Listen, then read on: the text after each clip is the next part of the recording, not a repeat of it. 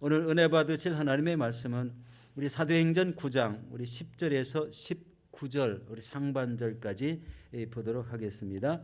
사도행전 9장 우리 10절에서 19절 상반절입니다. 우리 성경을 보시고 또 스크린을 보시고 우리 같이 합독하도록 하겠습니다.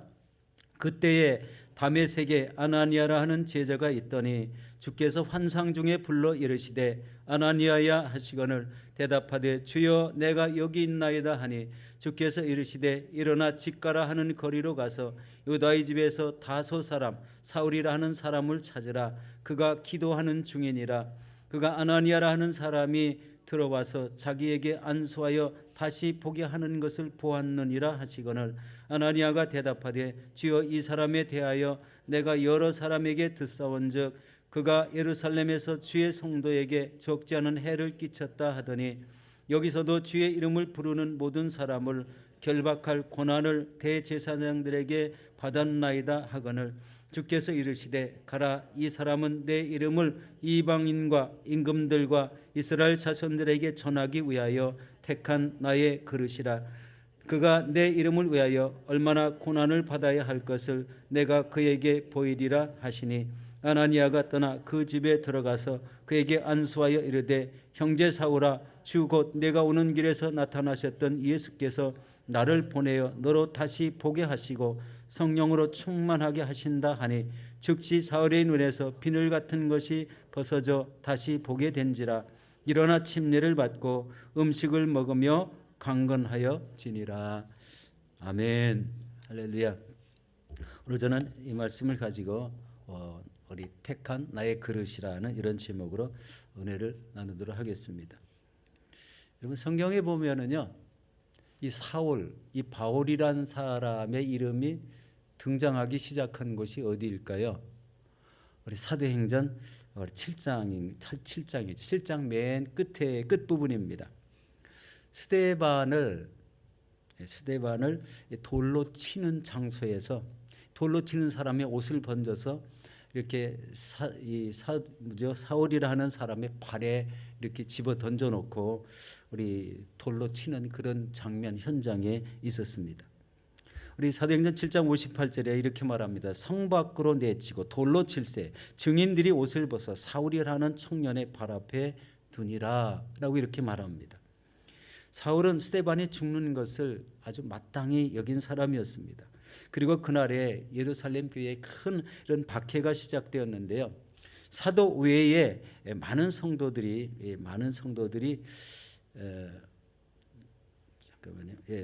사도 외에 이제 많은 성도들이 이제 박해가 시작되니까요. 이제 성도가 막 흩어지기 시작했어요. 그런데 흩어진 것이 우리 하나님의 계획이었다는 것을 여기서 깨닫게 하는 것이 있습니다.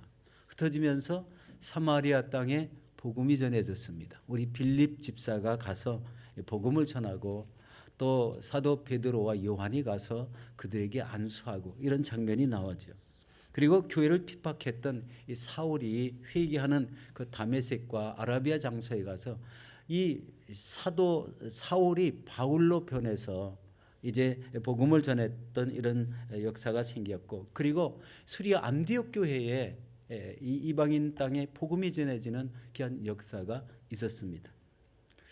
이 스데반 한 사람이 우리 돌에 맞아 순교하는 것이 절대로 헛되지 않았고, 그 사람의 그분의 그 순교를 통해서 이제 복음이 전 세계로 확장하는 그런 시발점이 되었다는 것을 보게 됩니다. 참 하나님의 역사하심은 우리가 인간이 예측할 수가 없습니다.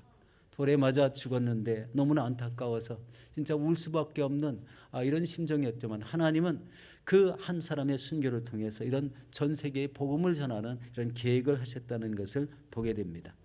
오늘 본문 앞에 보면은요, 우리 사도행전 9장 1절에서 9절입니다. 완악한 사울이 살기가 등등해서 우리 대제사장에게 체포영장을 받아가지고 다메섹에 있는 성도들을 붙잡아 예루살렘으로 잡아갈 계획을 가지고 이제 나갈 때 일어났던 일이죠.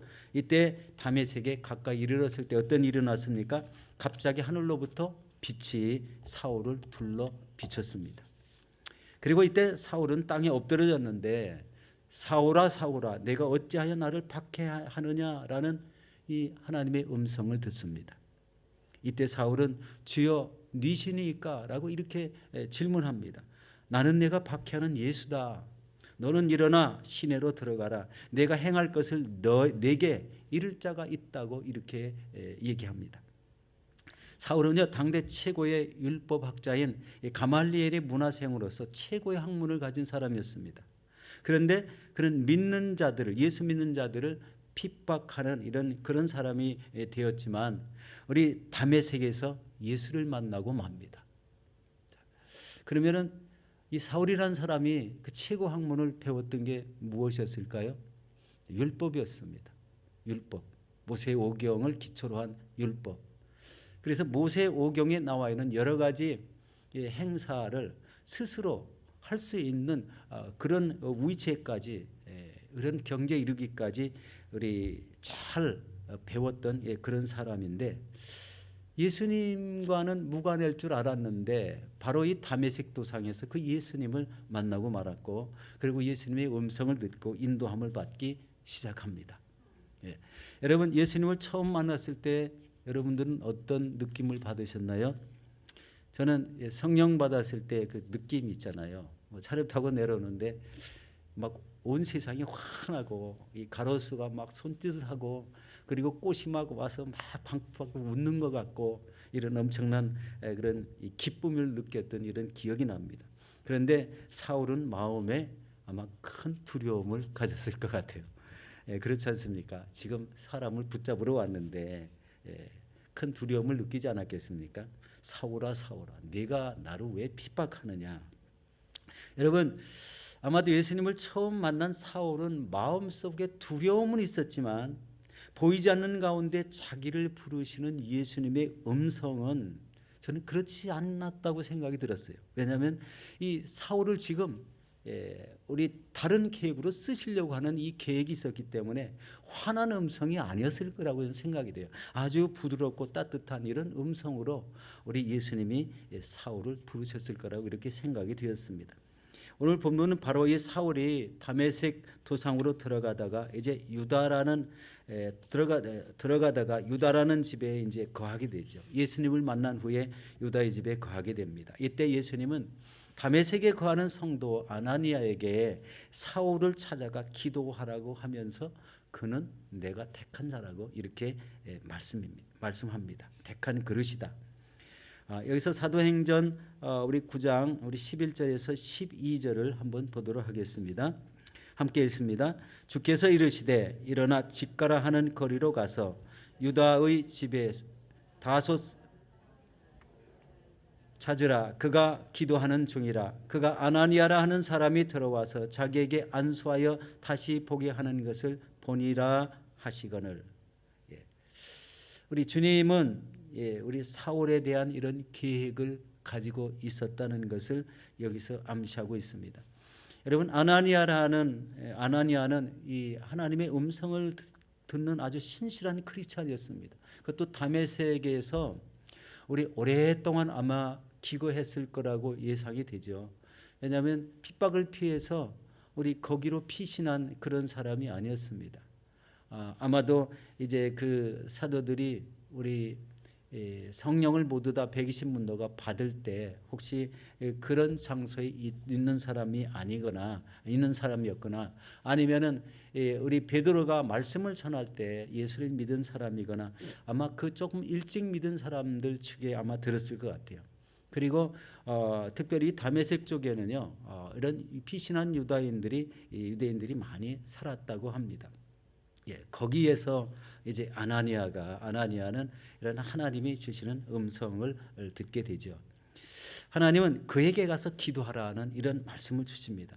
여러분, 한 사람을 택해서 쓰시기를 위한 이런 치밀한 이런 계획이 여기서 나와 있고 거기에 지정된 장소, 거기에 와서 기도할 아나니아, 그리고 그가 기도할 때 보이지 않는 눈이 보이게 될 것이라고 알려주는 그런 장면을 보면요, 다른 성경보다는 좀 특이하죠.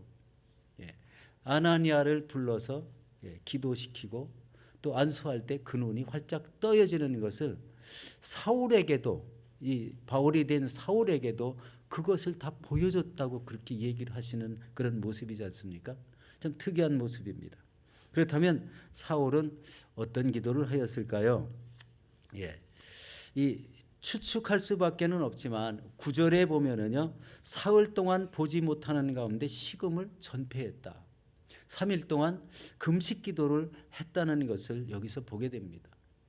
여러분, 3일 동안 금식 기도를 하는 동안에 이 사울은 얼마나 많은 이런 고민이 생겼겠습니까? 내가 믿던 하나님이 아니고 예수라는 분이 와서 그 음성을 받으니까요, 처음에는 막 이렇게 혼탁하게 고민을 많이 느꼈을 것 같아요. 그렇지만 마음을 정하고 보니까 지금 예수님이 이 땅에 오시고 또 그의 사도들이 많은 복음을 전했고, 그리고 그로 인해서 초대교회가 세워졌는데, 그들이 전하는 예수 그리스도가 바로 이분이었구나라는 것을 생각하기 시작했을 거고, 그리고 자신은 다메섹 도상에서 예수님의 부름을 받은 이런 사람이 되어서 그럼 나는 어떻게 해야 되는가라는 고민을 많이 했을 거라고 이렇게 생각이 됩니다. 지금까지 지내었던 생각, 특히 스데반을 돌로 쳐 죽이는데 동조를 했고 초대교회를 깨트리는데 앞장섰고, 그리고 지금은 다메섹에 믿는 자들을 잡아서 예루살렘에 이송하려고 그런 계획을 가지고 온 사람인데, 여러분 그 마음에 우리 불안한 마음 갖지 않았겠어요? 예. 그리고 앞으로는 나에게 어떤 일이 이루어질까라는 기대도 있었을 것 같아요. 나를 부르신 예수 그리스도, 그분이 나에게 무엇라고 더 말씀하실까라는 이 기대감이 아마 있을 거라고 생각이 됩니다. 그렇지만 이 마음속에 이 불안함, 또 우리 마음속의 답답함, 시원하게 듣지 못하고 내 갈 길이 정해지지 않는 그 모습 속에 우리 이 사울은 우리 어떤 마음이 지배하고 있었을까? 그렇지만 그 후에 이 바울이, 사도 바울이 이 고린도전서 15장 10절, 9절 10절에 이 고백한 내용을 보면은 그때 심정을 조금 읽어볼 수가 있습니다. 우리 고린도전서 15장 9절에서 10절 말씀을 함께 보도록 하겠습니다. 나는 사도 중에 가장 작은 자라. 나는 하나님의 교회를 박해하였으므로 사도라 칭함을 받기에 감당하지 못할 자니라. 그러나 나의 나된 것은 하나님의 은혜로 된 것이니 내게 주신 그의 은혜가 헛되지 아니하여 내가 모든 사도보다 더 많이 수고하였으나 내가 한 것이 아니요 오직 나와 함께 하신 하나님의 은혜로다 라고 이렇게 고백하고 있습니다. 그때는 답답했지만 이런 수많은 여러 장소에서 복음을 전하면서 사도로서의 그 역할을 감당하다 보니까 하나님이 부르신 그 은혜, 교회를 잔해하고 깨트리고 그리고 믿는 사람을 잡으려 다녔던 이런 부끄러움 때문에 사도라 칭함을 받기가 너무 감당하기 어려웠지만, 이런 복음을 전하게 되고 전하게 된 모든 그 사항들은 하나님의 은혜라는 것을 고백하는 겁니다. 여러분, 초대교회를 핍박했던 것을 제일 많이 고민했던 것을 보게 됩니다. 이것 때문에 사도라고 칭함을 감당하지 못하겠다는 고백을 합니다. 그런데 자신의 잘못된 것을 생각할 때마다 고난도 마다하지 않고 다른 사람보다 더 열심히 또 복음을 전했다는 이런 고백을 하고 있습니다. 무엇을 생각했을까요? 교회를 핍박했던 것을 생각하며 다른 사람보다 더 열심히 그렇게 사역을 했다는 것입니다. 여러분, 우리가요 어쩌다 보면 이 신앙생활을 하다 보면은요 잘못할 때도 있어요. 우리 내 신앙은 가지고 있는데 아무것도 안 할 때도 있어요. 그런데 이런 것을요 잘 느끼지 못하고 그냥 그대로 지내는 성도가 가끔 있는 것을 봅니다. 그러면 나중에 하나님 앞에 섰을 때에는 뭐라고 할 수가 있을까요? 분명히 예수를 믿었는데 오랫동안 하나님 전을 출입하면서 아무것도 안 한다. 봉사도 안 하고 헌신도 안 하고 전도도 안 하고 성경 공부도 안 하고, 그 다음에 무엇으로 자기를 이끌어 나갈지 기도 한 번 안 하고 이런 삶을 살았다면 이거는 좀 하나님 앞에 보시기에 좀 답답하지 않을까, 이런 생각이 들지 않습니까? 이 성도라는 개념은요 우리 세상에서 구별되어 부르신 사람이기 때문에 이 거룩할 성자 무리도자 거룩한 무리가 돼야 되는데 그렇지 않은 사람도 더러 섞여 있다는 겁니다. 우리가 왜 봉사를 강조하고 우리가 왜 복음을 전하라고 하고 우리가 왜 저 선교지에 나가야 된다고 얘기를 해야 될까요? 이 시대에도 사도 바울과 같이 복음을 전하지 않으면 안 되는 시대이기 때문에 그렇습니다. 이것이요 특별한 게 아니에요. 이 지상에 세워진 모든 교회는요 동일한 이런 선교의 비전을 다 품고 있습니다. 교회에 주신 사명이기 때문에 그렇습니다. 이것이 온전해질 때는요 성도가 뜨거워야 되고요 성령의 충만한 역사가 있어야 이 선교지에 나가고 복음을 전하는 자리에 있고 봉사하는 자리에 있게 된다는 거예요. 우리 교회 이제 우리 교사 선생님들이 참 많잖아요. 보이지 않게 수고하십니다. 그분들의 수고가요 참 크다는 걸 압니다. 우리 제 손주가요 이제 퍼스에서 교회를 다니는데 아직도 어립니다. 그런데 이제 문제가 생겼어요. 우리 한인교회를 다니다 보니까 이 말이 제대로 언더스탠드가 안 되는 거예요. 이 하루는 이제 제 엄마가 너 오늘 교회 가서 무슨 말씀을 배워왔니? 그러니까 이 제스처 있잖아요. 뭐 고개 어깨를 들썩하면서 못 들었다는 거예요. 언더스탠드를 못 됐다는 거예요. 그럼 뭐 배웠어? 뭐라고 하긴 했는데 못 알아들었다는 거예요. 그러니까 한국말로 하니까 영어가 언더스탠드가 안 되니까요. 그래서 언제 제가 이제 지난번에 퍼스를 들렸는데 저 며느라이가 저한테 고민을 털어놓는 거예요. 어떻게 해야 되겠습니까? 그래서 가만히 얘기를 들어보니까 참 이 고민이잖아요. 영어로 설교했을 때 우리 들어야 되는 장소가 있잖아요.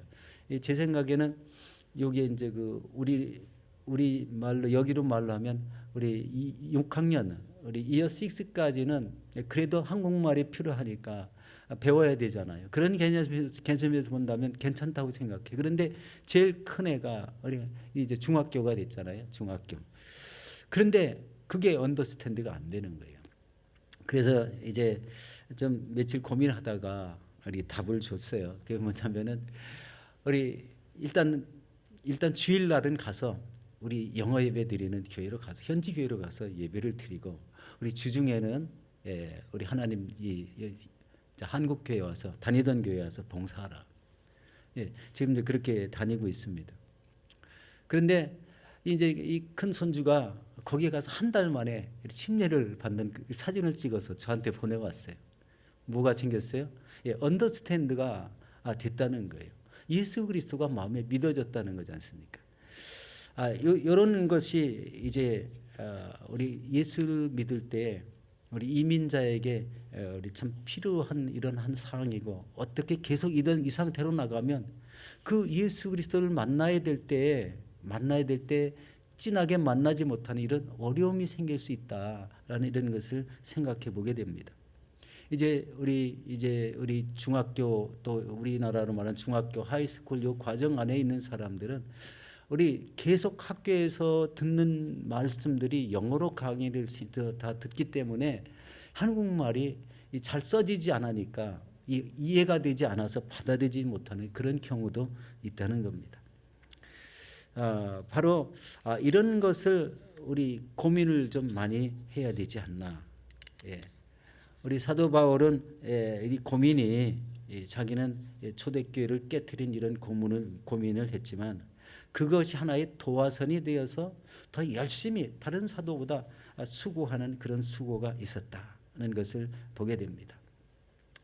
그런데 지금 기도하려고 이렇게 가려고 하는 아나니아가 우리 예수님께 하신 그런 말씀이 있죠. 우리 13절과 14절인데 제가 특별히 여기다 적어놓지는 않았어요. 그 내용이 이렇습니다. 예수님께 이 사울이 예루살렘 교회를 깨트린 것과 그가 대제사장의 체포 권한을 받아서 여기서도 주의 이름을 부르는 이런 모든 사람을 결박할 권한을 가진 사람이라고 예수님께 얘기합니다. 이런 사람에게 제가 가야 됩니까? 라는 그런 얘기죠. 그렇지만 예수님은 가라. 그 사람은 내가 택한 그릇이라고 이렇게 말씀합니다. 내가 택한 그릇이었다. 저 사람이 교회를 깨뜨리긴 했지만 그 사람은 내가 택한 그릇이다. 그리고 우리 앞으로 그가 받을 고난은 엄청나게 크다라는 이런 이야기를 이어서 하고 있습니다. 우리 사도행전 9장 16절 말씀이죠. 함께 보겠습니다. 그가 내 이름을 위하여 얼마나 고난을 받아야 할 것을 내가 그에게 보이리라. 여기서 바울의 선교 사명을 세 가지로 이렇게 구분하는 것을 보게 됩니다. 첫 번째는 이방인에게 복음을 전하라. 두 번째는 임금들에게 복음을 전하라.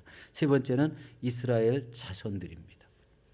이스라엘 자손은요, 이 이스라엘 본토에 사는 이런 사람들은 사도 베드로나 이 사도들이 다니면서 복음을 많이 전했습니다. 그런데 여기에서 이스라엘 자손들은요, 각 나라에 흩어진 자손들을 여기서 말하는 것 같아요. 이런 모든 사람들, 이 내용을 다 우리 합쳐 보면요, 우리 다니면서 만나는 모든 사람에게 다 복음을 전하라 하는 그런 말씀으로 이해가 됩니다.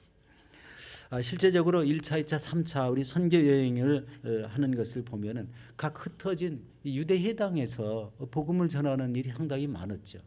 그러면 여기서 이스라엘 자손이라는 의미가 확실하게 우리 나타나고 있습니다. 그리고 내 이름을 위하여 수많은 이런 고난을 받겠다고 하는데요. 우리 고난을 받은 이야기가 우리 고린도후서 11장에 우리 많이 나타나고 있습니다. 특별히 23절에 우리 이렇게 얘기합니다. 우리 같이 보겠습니다. 그들이 그리스도의 일꾼이냐 정신없는 말을 하거니와 나는 더욱 그러하도다. 내가 수고를 넘치도록 하고 옥에 갇히기도 더 많이 하고 매도 수없이 맞고 여러 번 죽을 뻔하였느니라.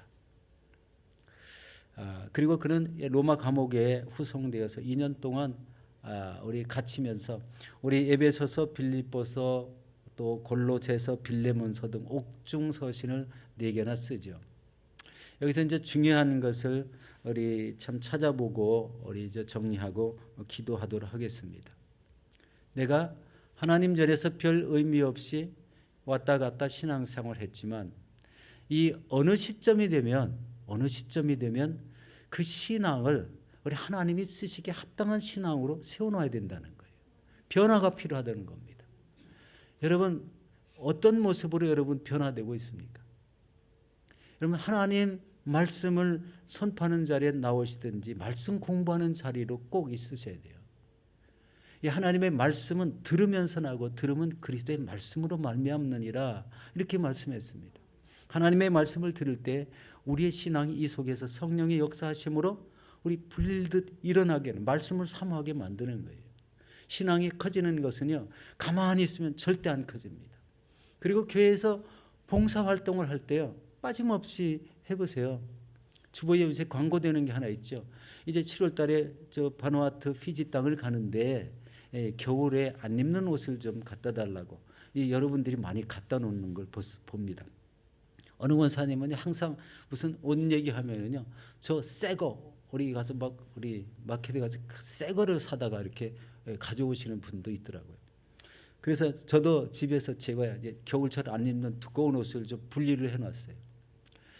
이것을요 왜 분리를 해놨냐면요, 저도 겨울철에 원주민 마을에 가본 적이 있어요. 그런데 엄청 춥습니다. 근데 그 사람은 입을 게 없어요. 여러분 입을 게 없는데 어떻게 옷을 입겠어요? 그게 문제지 않습니까? 누가 건네줘야 됩니다. 특별히 산속 깊은 곳에는요 사람이 잘 안 들어가니까요 그런 옷이 굉장히 필요합니다. 갔다가 전달만 해주면은 아마 굉장히 요긴하게 입을 것 같아요.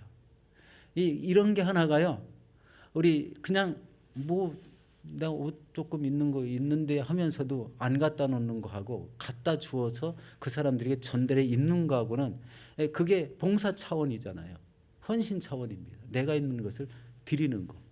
이게 믿는 사람의 의미가 확 바뀌어요. 행함이 전혀 없는 것과 행함이 있는 것 차이가 생기는 거예요. 행함이 있는 것은 은혜와 복이 있습니다.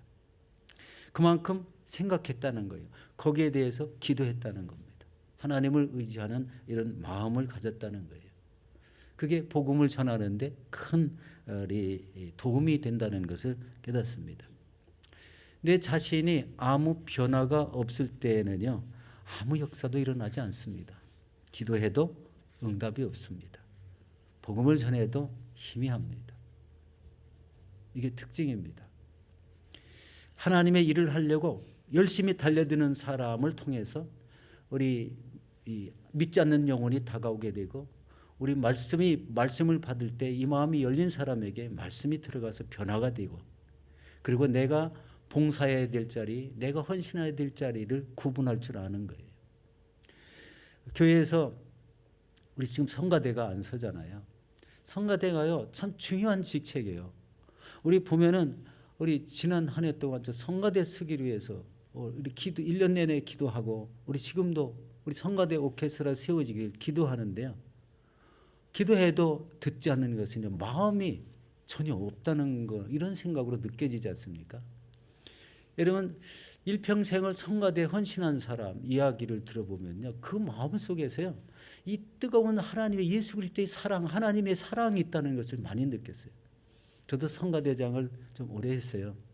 그런데요, 성가대장을 할 때 느끼는 게 뭐였어요? 우리 인원이 너무 조금 모이면은요, 너무 이 찬양이 잘 힘이 없다는 걸 알았어요. 그래서 성가대원 모집하는 게 성가대장 일이었고, 그분들을 픽업해 오는 게 당시에 제 임무같이 여겨졌어요. 일찍 가서 저 체스구대까지 가가지고 제가 그 성가대원들을 픽업해 온 적도 있습니다. 그런데요, 나중에는 이제 오케스트라가 함께 생기고, 그러니까요, 와, 이제 찬양이 너무 은혜스러워지고 악기 연주가 함께 되니까 그게 참 하나님 앞에 큰 영광이 된다는 것을 깨닫게 되었습니다. 성가대원, 여러분, 다른 사람보다 일찍 와야 돼요. 그리고 다른 사람보다 늦게 가야 됩니다.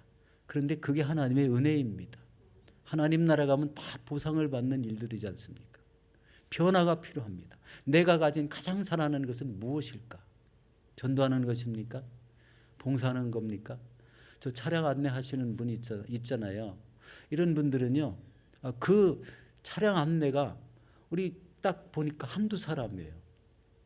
다른 사람은 잘 하지 않습니다. 특별히 겨울철에 추운데 나가려고 하겠습니까? 때로는 위험하기도 합니다. 그런데 그런 봉사와 헌신이 하나님 나라에 가면 은혜, 또 보상이 연결된다는 것. 어려운 이웃을 도와보십시오. 우리 잘하고 계십니다. 바로 이런 모습들, 지금 만약에 사울이란 사람이 다메섹을 가지 않았으면 예수님을 만나지도 않았을 거고, 물론 하나님의 계획 속에 있었기 때문에 어디에 있었든지 어느 시점에서 반드시 하나님의 부름을 받아야 될 사람이 사울이었어요. 사울이 변해서 바울이 되었고, 나중에는 안디옥 교회에 가서 1년 동안 우리 성도를 가르쳐서 그 크리스찬이라는 이름을 붙게 했고, 그리고 다시 우리 바나바와 우리 또 사울을 따로 세웠을 때 우리 선교지로 보내는 첫 선교사의 임무를 받게 되지 않습니까? 이런 것들은요, 하나님께서 어느 시점이 되면 다른 임무가 있다는 거예요. 그 사람이 해야 될 임무.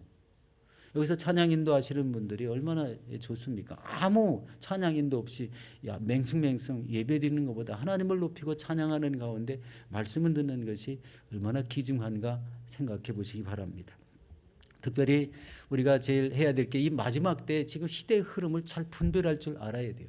그리고 이 시대 속에 내가 무슨 믿음을 가져야 되는가를 한번 체크해 보신다면, 바로 하나님이 쓰시는 장소에, 하나님의 일을 계획한 장소에 있는 성도가 우리 하나님이 기쁘게 여기시는 성도가 될 것이라는 것입니다.